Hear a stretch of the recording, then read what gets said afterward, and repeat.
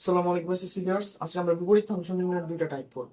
দুইটা type MCQ তে বেশিরভাগ সময় দিয়ে দেই ছাত্রদের কনফিউজ করার জন্য। তো দেখেন টাইপ নাম্বার 1।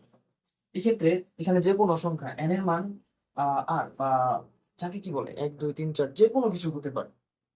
এক্ষেত্রে কি হবে, শর্টকাটটা হবে f inverse x equal x minus b by a, এটা নিচে শিখো এবং এই পাওয়ারটা এখানে চলে আসবে। যে কোনো ক্ষেত্রে আপনি এটা মিলিয়ে দেখতে পারেন, এটাই হবে। তারপর টাইপ নাম্বার 2। 2 নাম্বার টাইপে দেখা আছে কি দেখেন, a x to the power of n plus b by c x to the power of n plus d।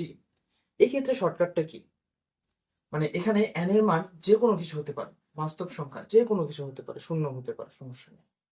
সেই ক্ষেত্রে হবে দেখেন, এই ডিটা এর জায়গায় আসবে মাইনাস হয়ে বা ঋণাত্মক হয়ে, তাহলে ফাংশনটা কি দাঁড়াবে, f inverse 1 x is equal ফাংশনটা দাঁড়াবে মাইনাস d, এবং এই যেটা রয়েছে এটা এখানে চলে আসবে মাইনাস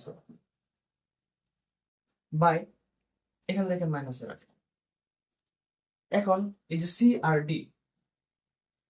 ডি, এই দুটো শুধু এক্সটেন্স হবে।